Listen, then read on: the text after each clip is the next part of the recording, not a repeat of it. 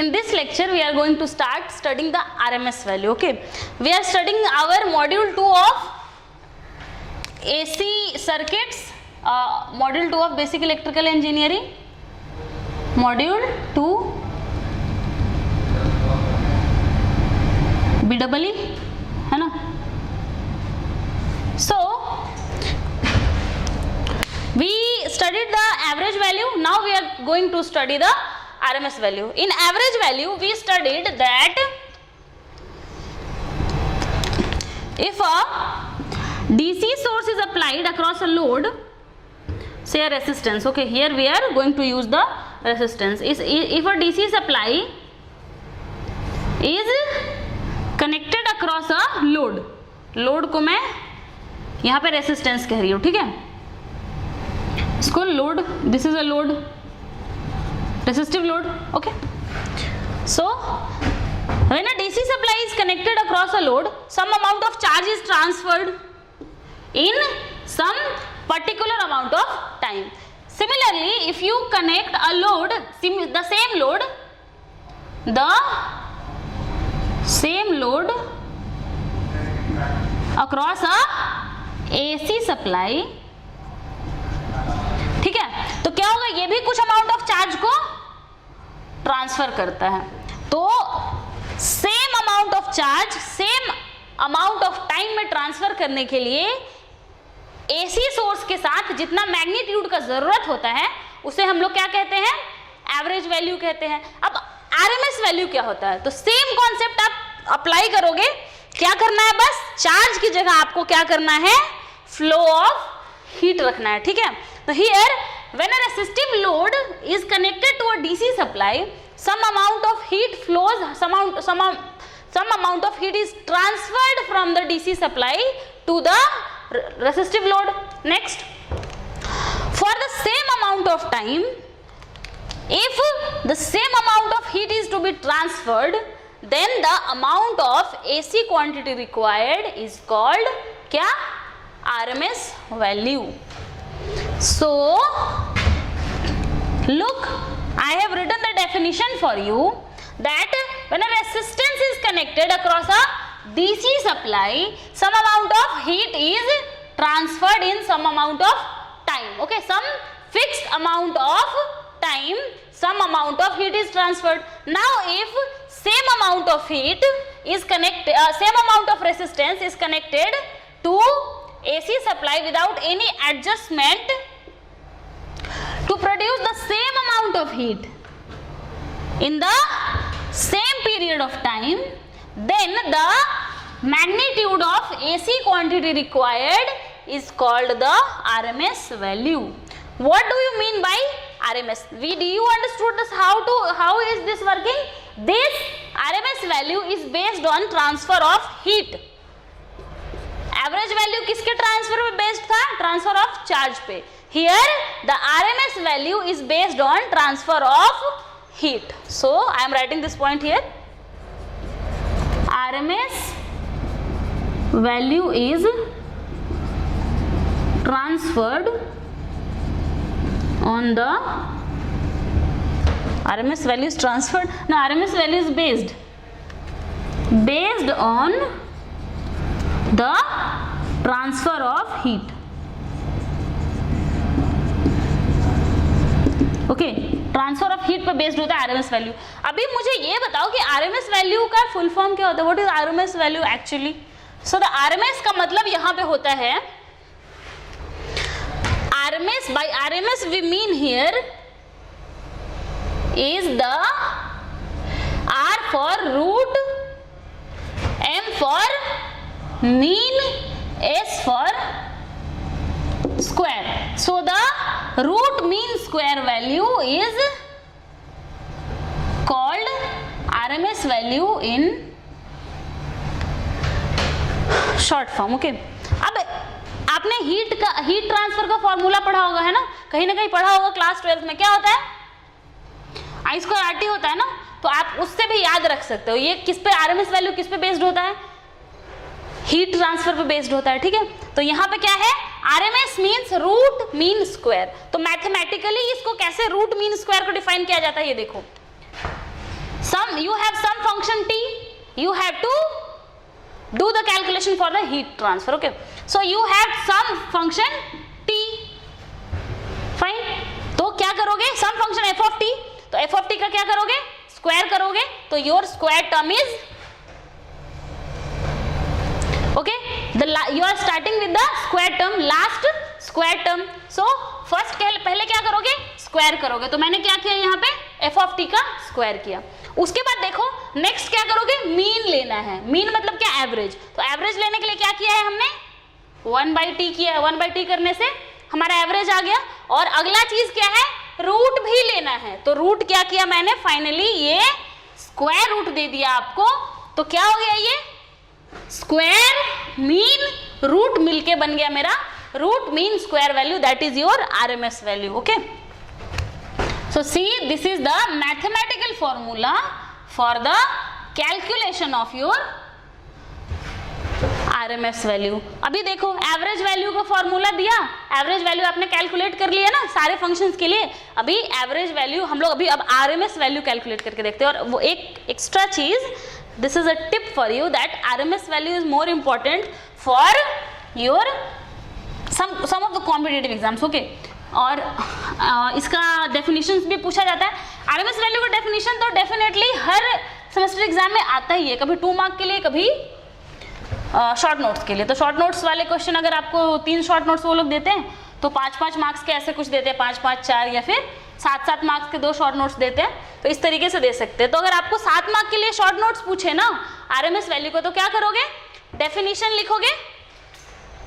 You will write the definition, you will write the mathematical formula, you will write the full form, and you can give some example also. Fine, for 7 marks given one example is fully justified. okay, so let us start doing some numerical problems based on calculation of RMS value. So सबसे पहले चलो हम अपना favourite question का RMS value निकालते हैं. क्या था मेरा फेवरेट क्वेश्चन, मेरा नहीं चैप्टर का, ठीक है. फेवरेट क्वेश्चन क्या था हमारा, हाफ वेव रेक्टिफायर. तो here we are going to calculate the RMS value of a half wave rectifier. HWR लिखा मैंने शॉर्ट फॉर्म में, समझ लेना आप, ठीक है. We are going to calculate the RMS value of a half wave rectifier. क्या होता है wave form half wave rectifier का, कैसा होता है. Now this is not working and this is working too much. Let me try by drawing by it only. Okay, see voltage axis ले लेती हूँ मैं, V ऑफ t कहती हूँ इसको, ठीक है. देखो अभी मैं हाफ वेव रेक्टिफायर का वेव फॉर्म बना रही हूँ. क्या होता है, ये पाई होता है, और अगले 2 पाई से एक और बना देते हैं, ठीक है. अच्छा दिख रहा है, ये चलेगा, है ना, जो भी है. This is 2 pi, this is 3 pi, fine. And your maximum value given here is your peak value is some Vm से. ओके, तो बताओ यहाँ पे टाइम पीरियड क्या है, what is the time period here. Time period here is 2 pi. 2 pi time पे क्या है, हर बार ये अपना हाफ साइनसॉइड खुद को रिपीट कर रहा है. फाइन, ये डेफिनेशन मिटा दूं मैं, लिख लिया आपने. यहाँ पे सॉल्व करते हैं. Okay, we are going to solve here only.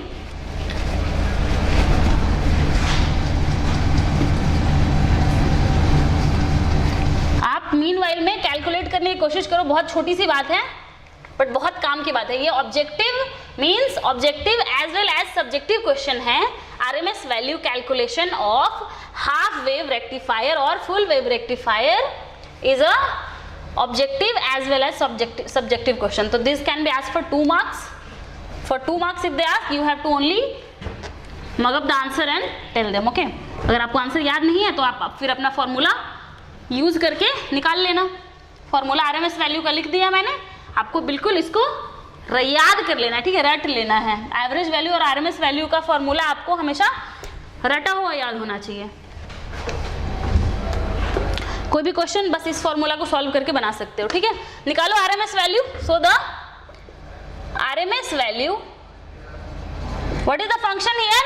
Function here is v of t is equal to vm sin omega t. So RMS value is equal to square root of 1 by t root mean square.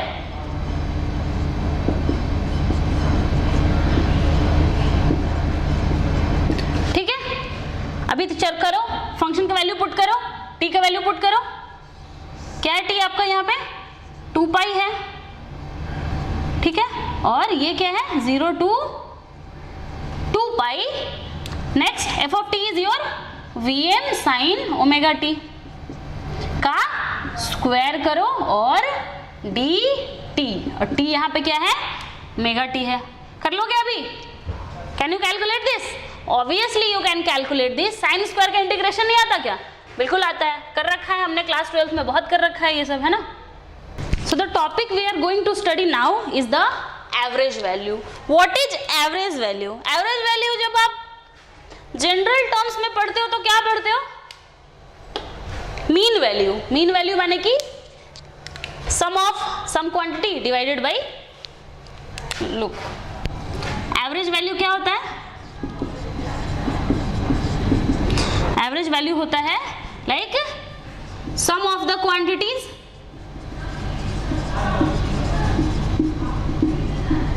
divided by, this is number of the quantities. पढ़ा है ना? Sigma fi xi divided by sigma fi। यहाँ पे क्या होता है? xi value होता है, f क्या होता है? फ्रीक्वेंसी होता है। सम ऑफ फ्रीक्वेंसीज क्या देता है? टोटल नंबर ऑफ डेटा देता है, और this xi gives the value of the particular data. Okay, here average value का मतलब क्या होता है? Something similar like this only. How it is similar I will tell you in a moment. Before that, let us go to the definition of average value. What is the definition of average value? So look, when you connect some DC supply to a circuit, say I have a load, और इस load में मैंने क्या किया है? इस load में मैंने डीसी सर्किट, डीसी सप्लाई कुछ दिया है, ठीक है, डीसी सप्लाई दिया है, वोल्टेज सोर्स या करंट सोर्स कुछ लगा दिया है, ठीक है। सो इसको मैं सिर्फ डीसी सप्लाई कह रही हूँ, ये कुछ भी हो सकता है, वोल्टेज या करंट हो सकता है, ठीक है। तो क्या होगा जब आप इसको डीसी सप्लाई देते हो, तो this DC supply causes some transfer of charge in the circuit. Transfer of charge मतलब करंट, है ना। करंट मतलब क्या होता है? चार्ज का मोशन ही ना। तो जब आप इस सर्किट को डीसी सप्लाई देते हो तो कुछ अमाउंट ऑफ क्या होता है? कुछ अमाउंट ऑफ चार्ज फ्लो करता है। अगर आप किसी इंस्टेंट से अपना ऑब्जर्वेशन स्टार्ट करो, ठीक है, और किसी पर्टिकुलर स्टेट पे आपको जाके रुकना है, मान लो कि किसी टाइम टी के लिए आप अपना ऑब्जर्वेशन कर रहे हो, तो किसी टाइम टी में कुछ अमाउंट ऑफ चार्ज यहाँ से फ्लो करेगा, डीसी सप्लाई से कुछ अमाउंट ऑफ चार्ज फ्लो करेगा। अब देखो एवरेज वैल्यू का मतलब ये होता है कि अगर आप इसी सेम सर्किट से, fine, I am removing this, अगर आप इसी सेम सर्किट में इसी सेम लोड के साथ एसी सोर्स अप्लाई कर दो, ठीक है, एसी सप्लाई दे दो यहाँ पे, this is some AC supply, समझ रहे हो बात मेरी? एसी सप्लाई, तो क्या होगा? एसी सप्लाई भी कुछ ना कुछ चार्ज को ट्रांसफर करेगा। अब अगर मुझसे ये कहा जाए कि जितना टाइम टी में, ठीक है, किसी टाइम टी में जितना चार्ज इससे फ्लो हुआ, ठीक है, इस एसी क्वांटिटी का, इस डीसी क्वांटिटी का कुछ ना कुछ मैग्नीट्यूड होगा, है ना, कुछ वोल्ट, कुछ एम्पियर, है ना, तो उतना ही टाइम में, ठीक है, उतना ही टाइम में जितना चार्ज इसमें फ्लो हुआ, सेम टाइम में उतना ही चार्ज इस सर्किट में फ्लो करने के लिए जितना एसी मैग्नीट्यूड का जरूरत होगा ना, उसको हम लोग एवरेज वैल्यू कहते हैं। आ रही है बात समझ में? डीसी सर्किट में मतलब किसी सेम लोड, ये दोनों लोड क्या है? सेम है, इसको मैं लिख देती हूँ, ये दोनों लोड सेम है, ठीक है। इसी लोड में डीसी सप्लाई किसी टाइम के लिए, मतलब किसी अमाउंट ऑफ टाइम के लिए डीसी सप्लाई देकर जितना चार्ज फ्लो करेगा उतना ही चार्ज, उतना ही टाइम इस सर्किट में फ्लो कराने के लिए जितना एसी क्वांटिटी का जरूरत होता है, जितना एसी क्वांटिटी के मैग्नीट्यूड का जरूरत होता है, उसको हम लोग कहते हैं average value of the AC quantity. आई बात समझ? सेम चीज लिखा हुआ है डेफिनेशन में। Try to understand here that when a circuit is connected across a DC supply, so we talked here about DC supply. When a circuit is connected across a DC supply, a number of charges are transferred to the circuit for a given time period. We are talking about some given time period, some fixed amount of time. Okay, so a number of charges are transferred to the circuit for a given period of time. When the same circuit is connected across an AC supply to transfer the same number of charge in the same period of time, then that much quantity of AC required is called the average value. So average value क्या है? AC quantity required for same amount of charge transfer in the same amount of time. बात समझ में आई है? बहुत simple है, but अगर आपसे एग्जाम में ये क्वेश्चन पूछे तो आपको बिल्कुल ही सेम डेफिनेशन लिखना है। फाइन, बिल्कुल ही सेम डेफिनेशन लिखना है, याद कर लो। अगर समझ गए बहुत अच्छी बात है, नहीं भी समझे तो ये रट के जाओ, ये क्वेश्चन आपके एग्जाम में आना ही आना है। ठीक है, ये क्वेश्चन आपके एग्जाम में आएगा ही। Average value and RMS value are asked every year in your examination. और इसके अलावा ये इतना इंपॉर्टेंट क्यों है एवरेज वैल्यू और RMS वैल्यू, ये तो आपको कंपटीशन का पेपर देख के पता चल जाएगा। सारे ही एग्जाम्स में इससे क्वेश्चन हर साल आते हैं। ठीक है, average value and RMS value calculate करने के लिए। ठीक है, तो देखो मैथमेटिकली एवरेज वैल्यू का, अच्छा एक बात मैं बताती हूँ आपको, ये देखो this average value is based, average value का कॉन्सेप्ट, ठीक है, एवरेज वैल्यू का कॉन्सेप्ट इज बेस्ड ऑन किस पे है? ट्रांसफर ऑफ चार्ज पे। ठीक है, sometimes in some objective exams they ask this point कि एवरेज वैल्यू का कॉन्सेप्ट किस चीज पे बेस्ड है? Transfer of charge, transfer of heat, both और none of them. This kind of question I have seen in one examination, that's why I am telling you this average value का concept is based on transfer of charge. अब देखो mathematically कैसे दिया जाता है, ये तो हो गई डेफिनेशन की बात। अगर एवरेज वैल्यू से न्यूमेरिकल आएगा तो कैसे सॉल्व करोगे? मान लो एग्जाम में तो थियोरेटिकल आ जाएगा, समटाइम्स न्यूमेरिकल भी आता है। ठीक है, मैंने पुरानी क्वेश्चंस में देखा है, हो सकता है आगे भी आ सकता है ना। तो देखो इसका न्यूमेरिकल कैलकुलेट करने का क्या तरीका है। So mathematically average value is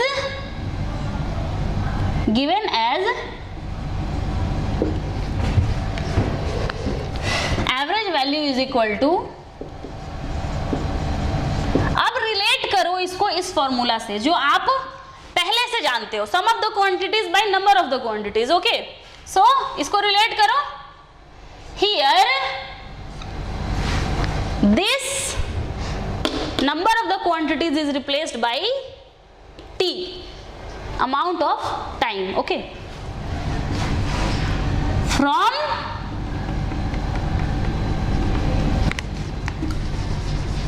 I am removing this, I am seeing some shortage of space,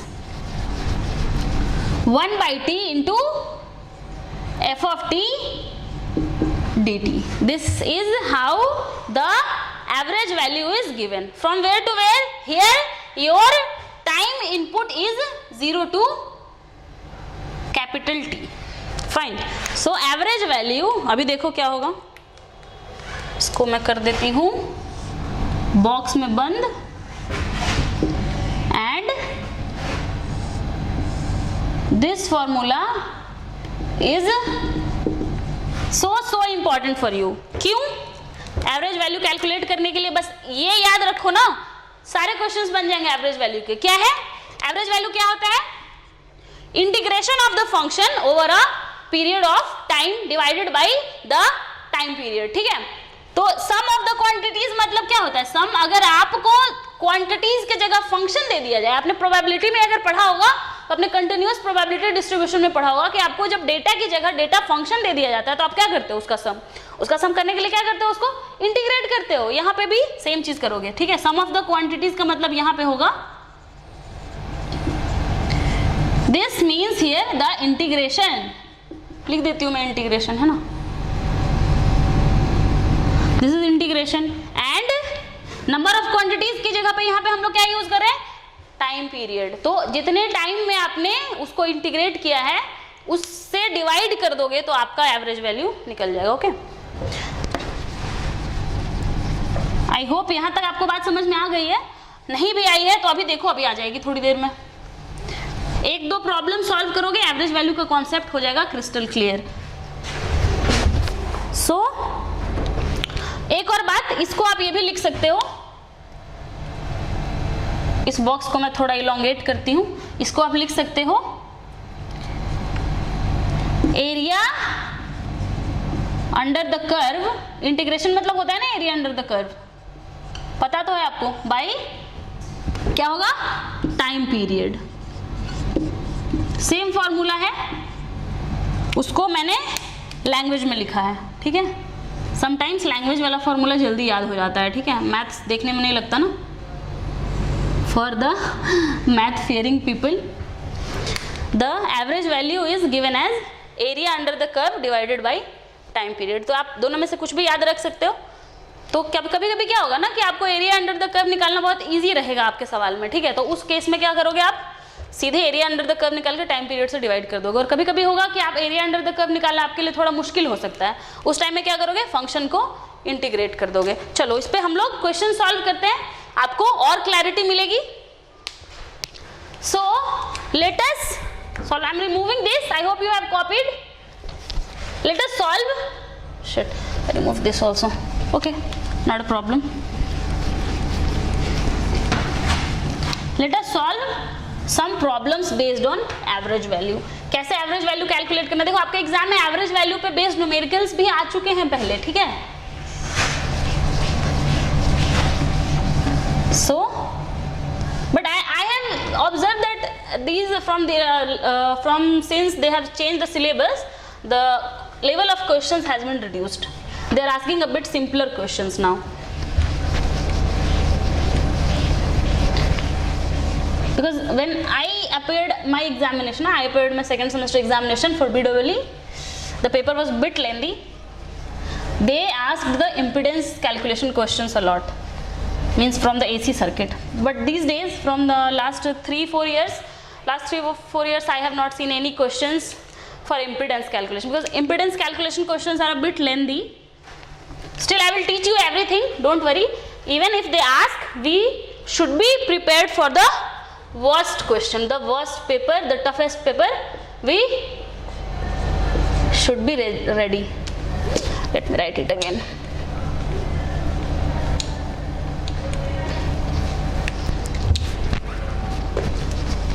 The average value.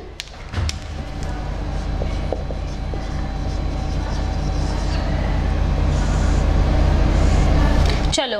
So the first question is the first question of average value calculation. Wherever you study the calculation of average value of waveforms, this is the first question they asked everywhere. Fine. This is the first question they ask everywhere.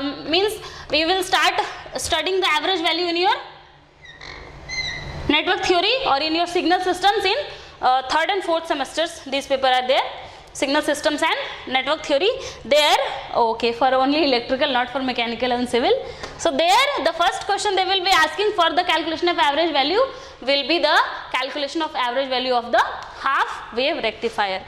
In fact, you have studied in basic electronics these things also. Basic electronics may be in the 3rd semester of your course, okay?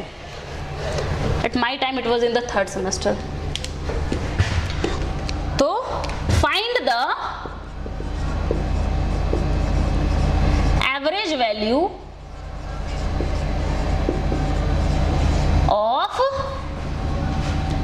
waveform of half wave rectifier.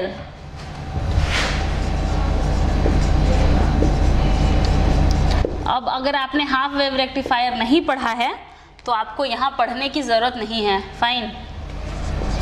आप अगले semester में पढ़ोगे तो half wave rectification बोलोगे, अभी नहीं पूछ सकते, फाइन। तो अगर आप थर्ड सेमेस्टर, अगर आपने 12th में पढ़ रखा है तो फिर सही है, 12th में भी पढ़ना था वो full wave and half wave rectifier. अगर आपने नहीं पढ़ रखा है तो आप थर्ड सेमेस्टर में पढ़ोगे, ठीक है। उसकी डिटेल्स देने की जरूरत नहीं है यहाँ पे। I told you I will not teach you unnecessary things to bother you, okay.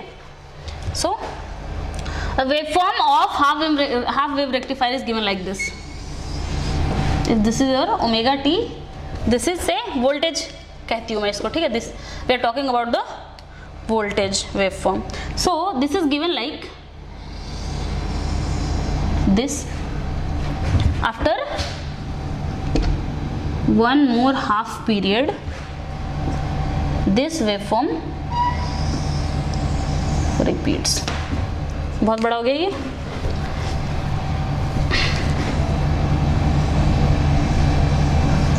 अभी तो शायद सेम है ऑलमोस्ट, नहीं है तो आप थोड़ा मैनेज कर लो, इतना ही अच्छा ड्रॉ कर सकती हूँ मैं, okay.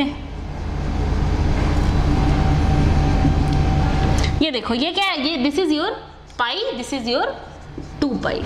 So what is the time period here, can you tell me? So this is Vm. Okay, what is the time period here? So look, this is half wave rectifier का equation. This is a sinusoidal equation. लेकिन क्या है, इसका negative part गायब है, negative part rectify होकर यहाँ से हट चुका है, ठीक है। So this is sinusoidal function. V of t is equal to Vm sin omega t only. What is the time period here? Time period मतलब क्या होता है, जहाँ पे वेव फॉर्म खुद को रिपीट करता है। तो ये देखो ये पॉइंट कहाँ पे खुद को रिपीट कर रहा है, यहाँ पे कर रहा है ना। So the time period here is,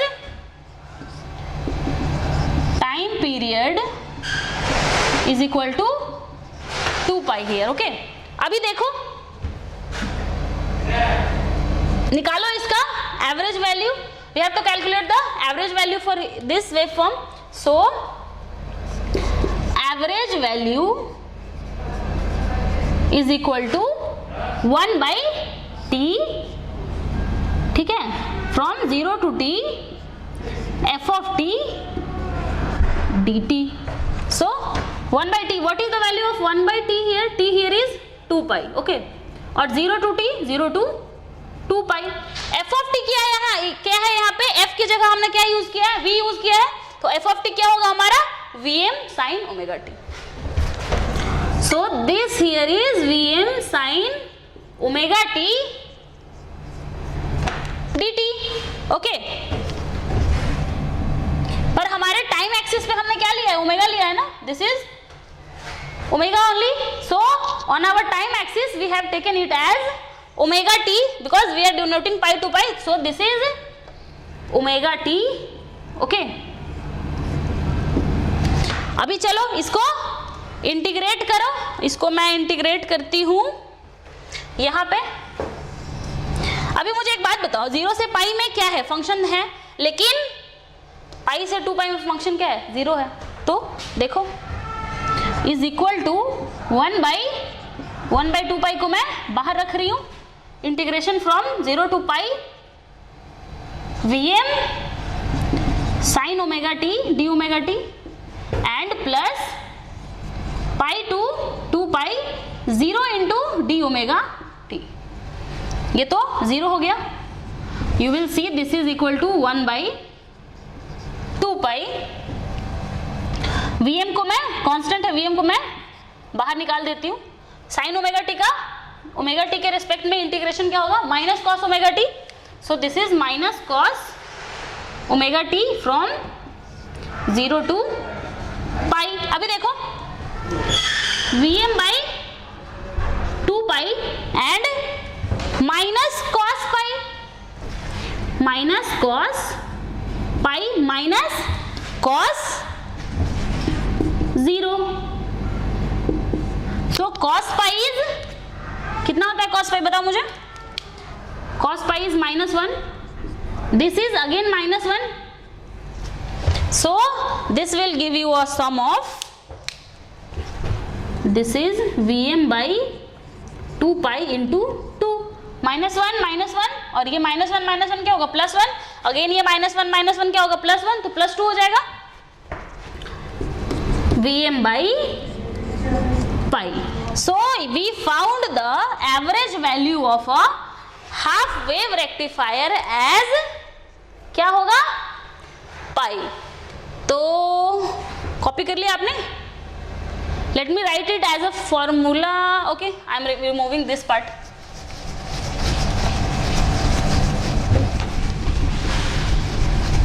Look, we calculated the value of average value of half wave rectifier. Full wave का कर लोगे. Full wave में क्या होगा?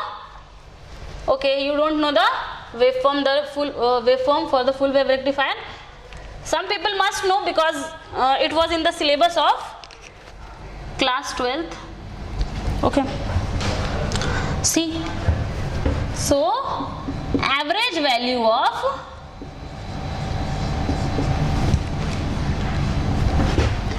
Half wave rectifier, half wave rectifier को मैं HWR कह रही हूँ, ठीक है, half wave rectifier is equal to क्या है ये, this is Vm is the peak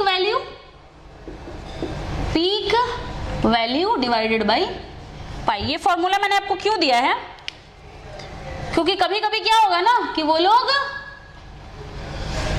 half wave rectifier का पीक वैल्यू दे देंगे आपको और आपसे एवरेज वैल्यू पूछेंगे. तो अगर ये क्वेश्चन 2 मार्क के लिए पूछा जाए तो this much calculation is not required. अगर ये क्वेश्चन आपके ऑब्जेक्टिव में 2 मार्क के लिए पूछा जाए कि बताओ average value of half wave rectifier क्या होता है, तो उस केस में आपको पीक वैल्यू दे देगा वो.